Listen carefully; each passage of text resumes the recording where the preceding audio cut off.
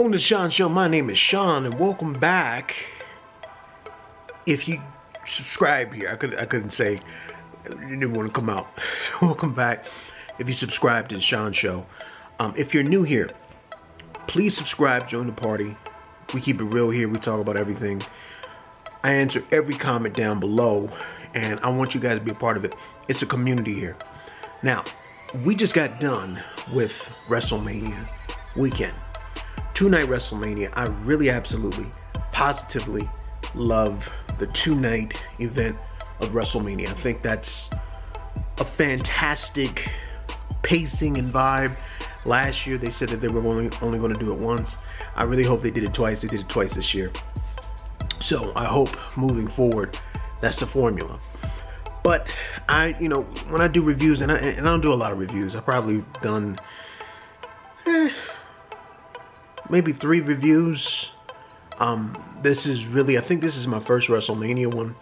But when I do reviews, I don't want to go through every single match of the card. I just want to go through what I liked and what I disliked, because you saw WrestleMania. So I want to talk about the stuff that I think is dope, that's cool, that I want to see more of.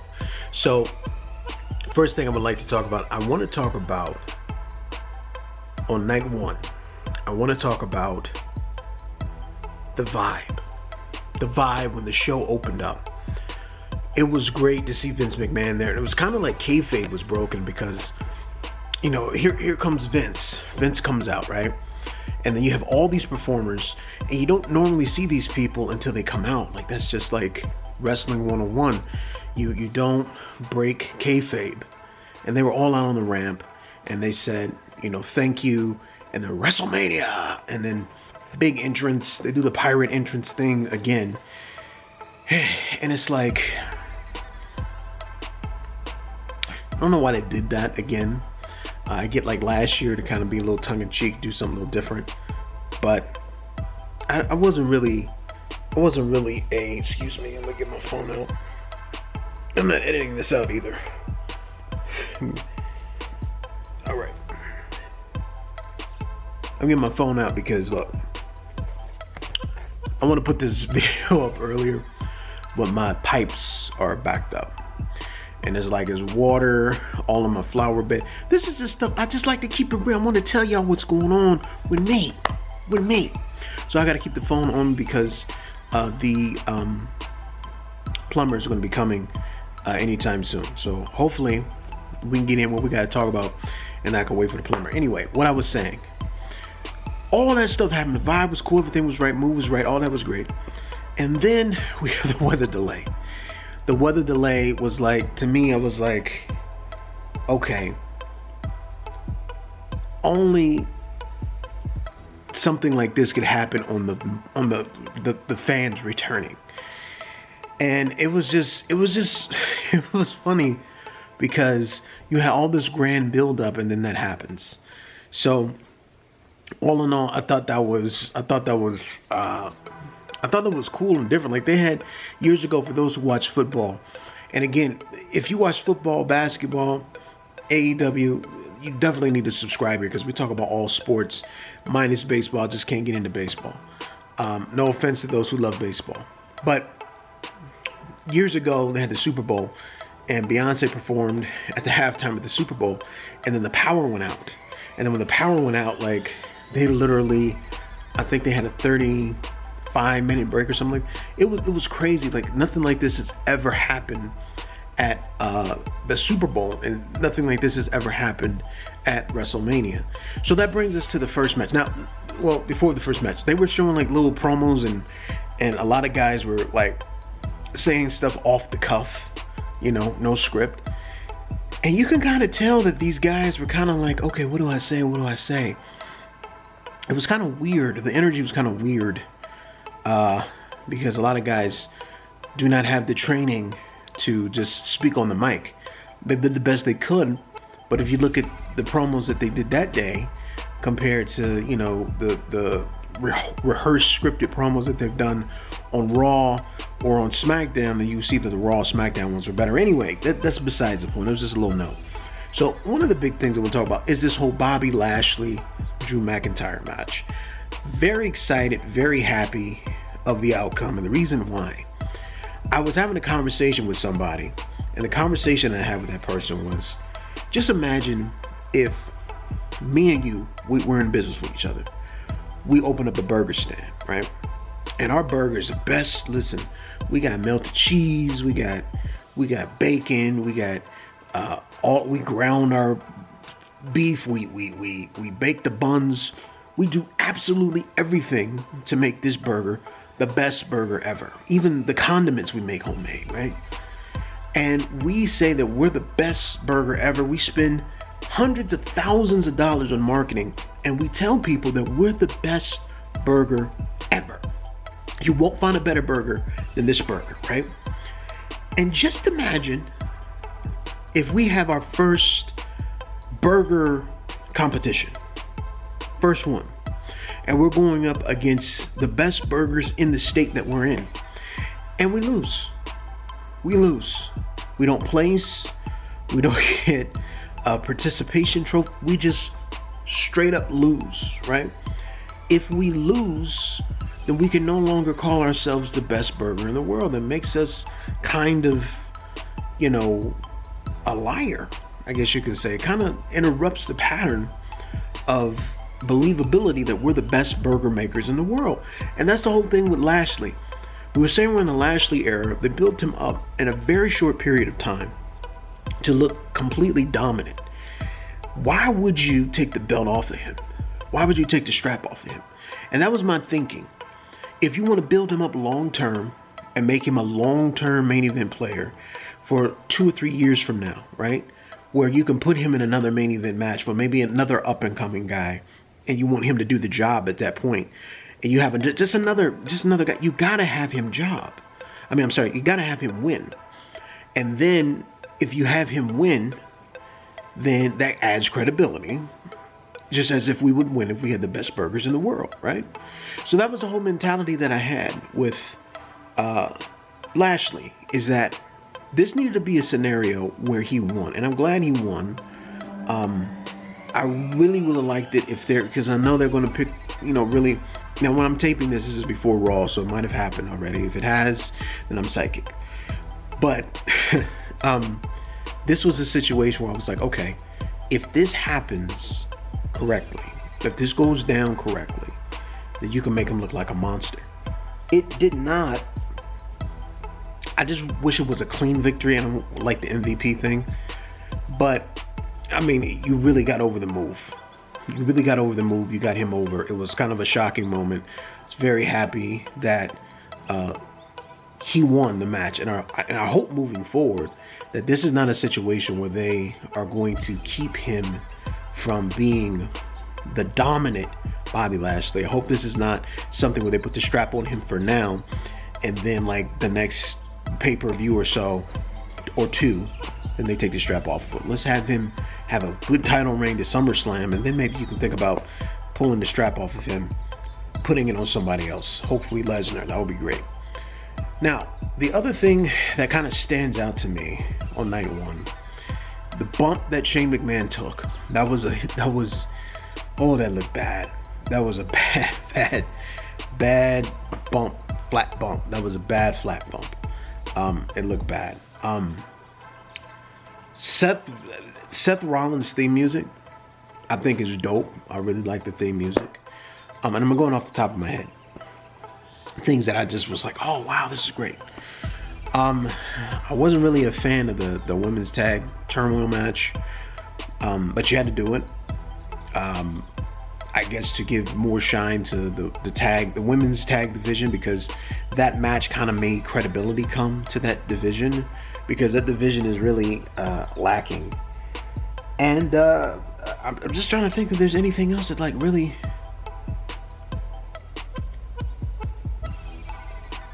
Bad Bunny, he got, excuse me, my nose is itchy, allergies. Bad Bunny, he did a great job. They gave him a really big, over the top, like John Cena type entrance, but I don't think people really understand how big of a star he is. That's why they put the numbers at the beginning of the show, of his match, I should say, so you can understand who we're dealing with, like who we have in the ring. He may not be a big star to the United States, but to the Spanish-speaking community. I mean, he's internationally, he's huge. He's a huge star. And as you can see from the pop that he got in Florida, which is primarily a Hispanic, has Hispanic influence there primarily in Florida. Cuban influence there as well. But he did fantastic. The main event between Bianca and Sasha. Now, I criticized, this is what I criticized.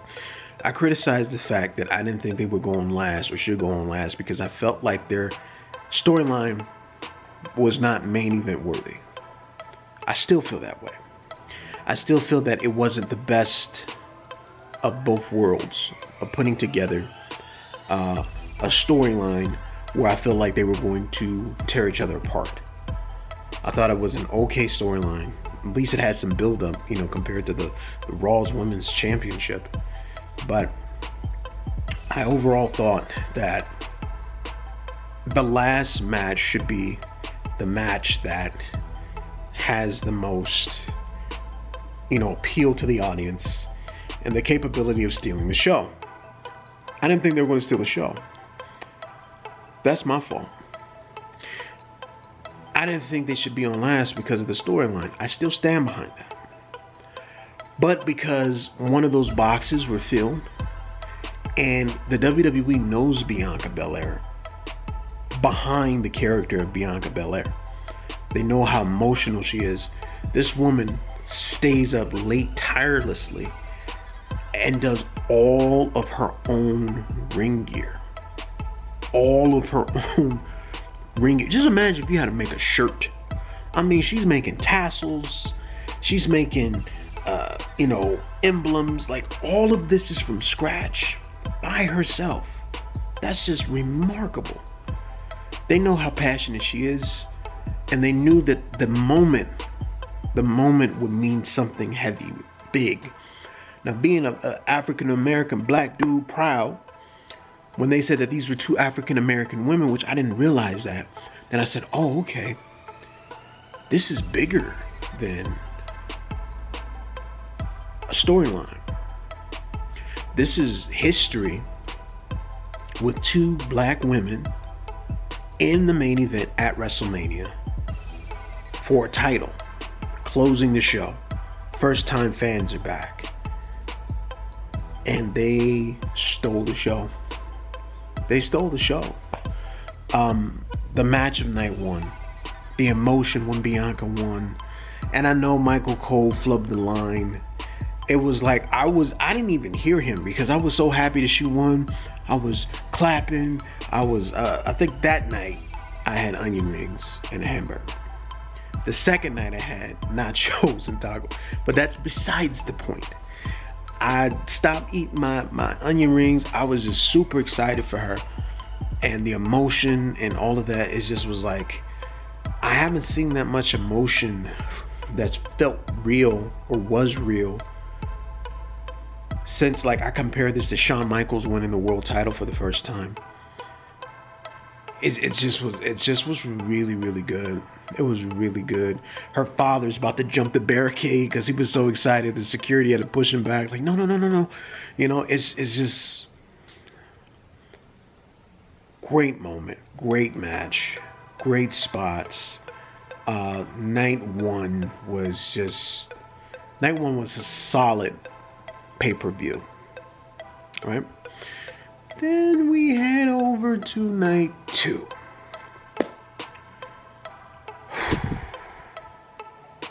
I'm in blow on y'all.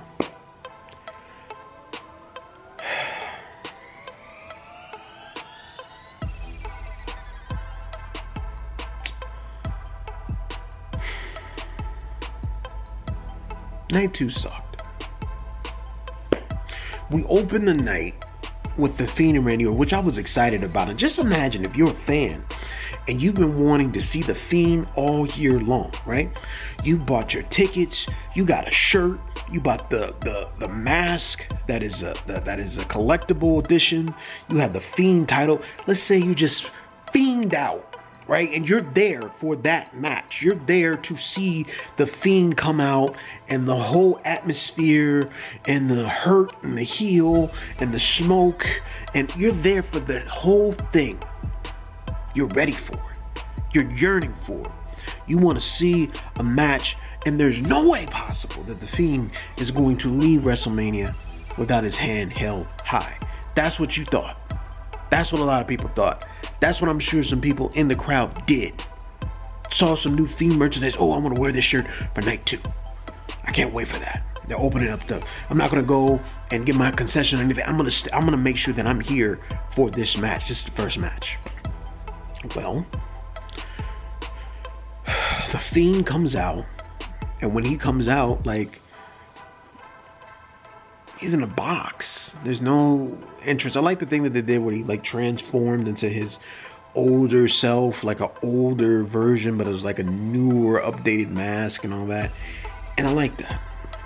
I said, okay, cool, because we needed to get rid of that. That was kind of stupid. Him being burned, and we didn't need that. The joy of the Fiend character is Bray Wyatt, and Bray Wyatt putting over that the Fiend is coming. That was the whole dope thing about the Fiend character, right? So we have the match. The red lights are back. I said, oh God. What? I thought we gotta wait for these red lights. I hate the red lights. I know you guys hate the red lights. If you're in the arena, I'm sure, comment down below. Have you ever been to a Fiend match live with the red lights? Is it that distracting? Is it that hard to see? Is it that glaring? So we have the red lights back. And then they do something with Alexa Bliss on the top of the Jack in the Box. We don't get the big elaborate entrance that everybody's been waiting over a year to see live. And then like this black stuff's coming down her face, and Randy Orton RKO 1, 2, 3. That's how we start WrestleMania Night 2. We start WrestleMania Night 2 with a storyline to build past WrestleMania. Why would we start Night 2 with the storyline to build past WrestleMania? WrestleMania is supposed to be like the season finale, right? And then Monday is supposed to be the start of the quote-unquote new season, right? This is the Super Bowl, right? So why would we start a storyline at WrestleMania? The fans didn't like it. They booed. They booed when the Fiend and her left. They booed. Talking to my homeboys, they were like, "What just happened?" It just was not a good idea to do that on that night in front of live fans.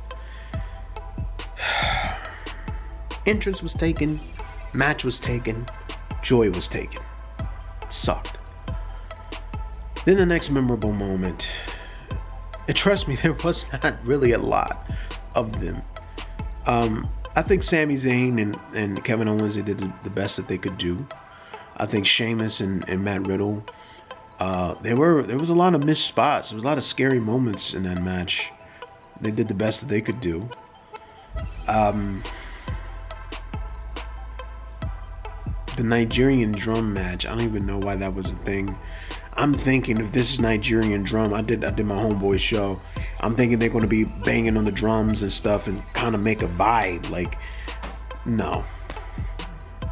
Then, Daba Kodo comes out and we're supposed to, the announcers are putting over, who is that? We just saw him like during the summertime on Raw Underground. So we're going to act like we just forget a dude that size, his look. And they gave him this army vest that just does not fit. It just was not fitting at all. I don't know where they got it from. Maybe they should have Bianca Belair like tailor that for him, because it probably would have been better. He comes out. Apollo wins. The reason I'm going through the matches, I'm trying to find a moment that leading from the beginning of the card to the end, and there just really isn't one. They just kind of went through the matches, and the outcome was the outcome. Everybody knew Logan Paul was going to get stunned. The WrestleMania moment was with the Bellas.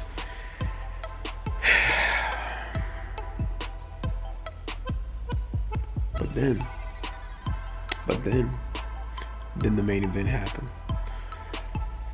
My boy Roman Reigns, Edge, Daniel Bryan, DB.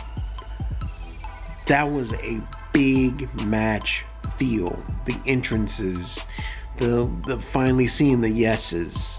Edge coming out looking like $1,000,000, man, with the entrance. I love his entrance. I love the pose and the fireworks. Roman Reigns having his music play a little bit longer because that's what they do in boxing. Like, I don't think people got that reference, but on the big matches for boxing, Floyd Mayweather, he makes his opponent wait. He'll make his opponent wait. Like, if the song is 4 minutes, he'll let the song play for 2, and then he'll start walking to the ring. It was great. Great build-up vibe.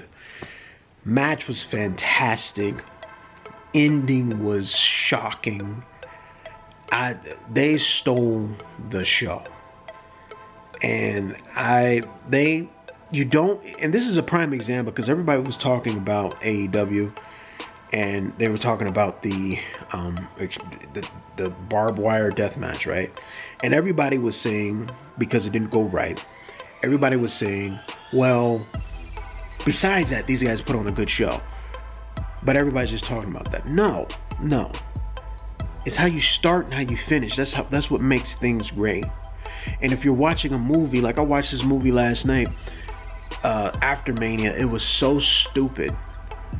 And I'm not going to tell you about, because if I tell you the concept of the movie, if you watch it, you'll be like, wait a minute, that's the movie Sean was telling me about. It was just so dumb. And then it just went off.